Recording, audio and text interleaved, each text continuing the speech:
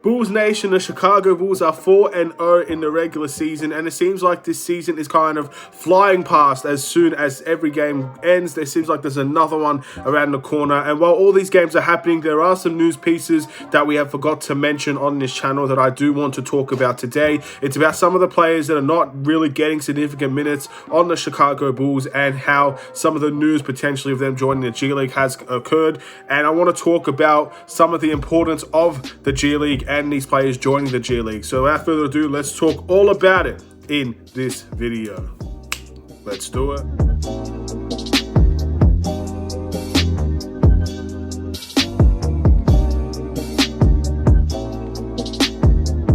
What's going on, everybody? It's the Bulls Show, aka Aidan, and welcome back to another video. Today we've got a Chicago Bulls related video referring to some news pieces that we forgot to mention throughout the chaos of the regular season that has happened, and the terrific start, our best start since the 1996 season.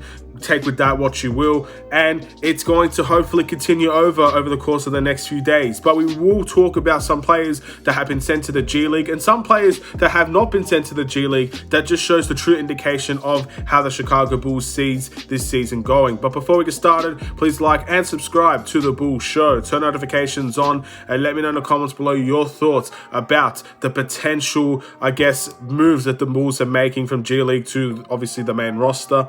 And I want to get off straight away with the news that has occurred that Marko Simonović has been assigned to the Chicago Bulls G League team, the Windy City Bulls, and he will obviously be playing over there for the foreseeable future, which again, I don't see many people being surprised about this situation. Obviously, Marko has not been given any game time really from preseason to the regular season, so I think it's fair to say he's not a major part of the Bulls' plans at the moment. So it makes a lot of sense to see him go into the G League, to see him go with the Windy City Bulls and just earn a little bit of minutes there. And it's an important thing that the Bulls did here. I think it's very, very important that the younger players, the rookies of this team that are not getting good minutes, should deserve to go to the G League and try and earn their minutes there and just continue the progression of their career, which is fantastic to see in my opinion. I think if we did not do this for Marko, then he would just be rotting on our bench and he wouldn't really get game time unless something terrible happens due to injuries, and I don't want to see that happen either. So I think it's the right move to put Marko into the G League. Hopefully he can impress in the G League, and again, once the G League season is over, he'll be right back up on this team, and maybe if he's impressed enough, there could be minutes for him available. He's a very skillful player, but I don't know if he's ready for the NBA level just yet. And of course, not seeing him play, we haven't really figured it out yet if he is ready or not. So this is where the G League will come useful. We get to see him maybe play a little bit more, and I think people can make up their minds about him. Obviously, he'll be joining two other players that will be going into the G League for this team, and that's the two-way contract players, Devon Dotson and Tyler Cook. These players are obliged to play in the G League. That's part of their contract. They don't really have a choice. So there we go. That is definitely something that we can look forward to. Tyler Cook is someone that many people have questions about whether or not he deserved the contract or not, but he earned that contract. The Bulls are very hopeful and optimistic that he can perform with this two-way contract. And again, when the time comes, if he's earned his minutes, he's earned a reputation in the G League, he might get an opportunity on the team, I guess, for garbage time minutes, or maybe if there is injuries for the Bulls once again. So, and the same with Devon Dotson as well, which I feel like the way that the point guards and the guards have been playing, we are very guard stacked. So I feel like the chances are few and far between for Devon Dotson once the G League season is over for him. It's going to be very hard for him to get on the floor, which is unfortunate. But at the end of the day, if you have too many guards playing really high level basketball, it's just the way that it is. Devon Dotson just might not get a shoe-in in terms of this team, whether the G League is here or not. So it's very unfortunate for him. But again, he has to still continue working hard in the G League, because if he wants to get into this team, he needs to prove why he should be here. And that's where the G League comes in for him as well. But one person that I'm really surprised about that did not get in the G League, was not assigned to the G League team, was Ayo Dosunmu. Obviously, he played two games against the Detroit Pistons.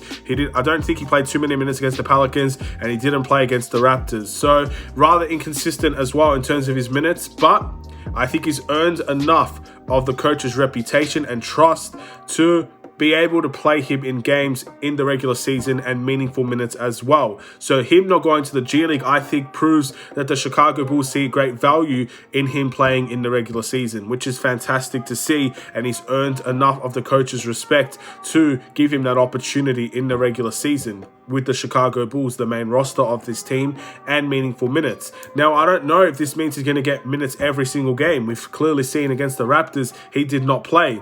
So there might be some games where he's just not accustomed to the way that we want to play. However, so far, he's had a tremendous start, in my opinion, to his NBA career. So it does make sense that he wouldn't be playing in the G League. And it does make sense that he will get opportunities in this team while Kobe White is out, and even potentially when Kobe White rejoins the team. So it's good to see how this G League situation is going for the Chicago Bulls. And I'm very excited to see what we can do with these G League players and how they can kind of fit their way into this rotation. It's not going to be easy for any of them. And in fact, it might be very unlikely considering how important this team is playing right now and how the wins are flowing for this team.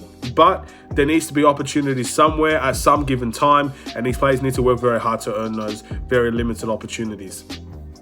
And the last thing I want to talk about in relation to the Chicago Bulls, as I mentioned earlier in the video, the 4-0 start for the Bulls is the best we've ever seen since the 1996 season. We have not gone 4-0 since that 1996 season, and I am by far not saying that we're going to reach the level that those players did back in 1996. I think that's very ridiculous to say. And I know many people will still say we haven't versed anyone good, but at the end of the day, it doesn't matter to me the opposition that we play. The fact of the matter is, we are seeing significant changes in this team that we didn't see last year and that we didn't really see since, I guess, a long time ago with this Bulls team. Even some of the best Bulls teams that we've seen that competed in playoffs, competed in Eastern Conference Finals, maybe didn't win a championship, didn't start 4-0. So whatever teams that we've played, we've won those games. And that's something we haven't done in a long, long time, which is really special for Bulls fans. And Bulls fans are very happy about that. I don't want to go on the negative side and say, yeah, we did it. We versed the Raptors, we versed the Pistons, we versed the Pelicans. Obviously, these teams are not great. It doesn't matter to me if they're great or not. There's been many, many teams so far that have been upset by teams that are of lower quality. Knicks, Magic. Obviously, the Raptors beat Boston by 30 points. It happens. These things happen. The Cavs beat the Nuggets. It does happen. Sometimes the teams that you don't expect to pull out wins does beat good opposition, and the Raptors nearly beat the Bulls. So it just goes to show that you can't take any win lightly, and every win does mean something. So for all those people that are saying that the Bulls have not versed anyone good and that's why we're 4-0, go look at some of the games that have been played in the NBA. Go look at some of the surprising wins that some teams have gotten against really good opposition, and I think you'll treasure being that 4-0 a little bit more than, I guess, being a 3-1 or maybe a 3-2, or even a some cases being on a negative record so early. Of course, it doesn't mean much in the grand scheme of things, but at this point in time, while we have a few days until our next game against the Knicks, I want people to be very happy with the progression that we've made with this team, and I don't want people to tear us down just because we got, I guess, an easier schedule than some others. Because at the end of the day, there have been teams that do have easier schedules that have not taken advantage of it. And we have. And that's just the way that it is. And that's something that we should be proud of. And other teams should look at and say, we should have done that instead of us doing that. For example, the Knicks should have beat the Magic. And I think they're going to be very upset that they didn't. Same with the Cavs and the Nuggets. Same with the Raptors and Boston. I'm sure those teams that lost those games are thinking to themselves that they should have won that game, and they're good enough to win that game.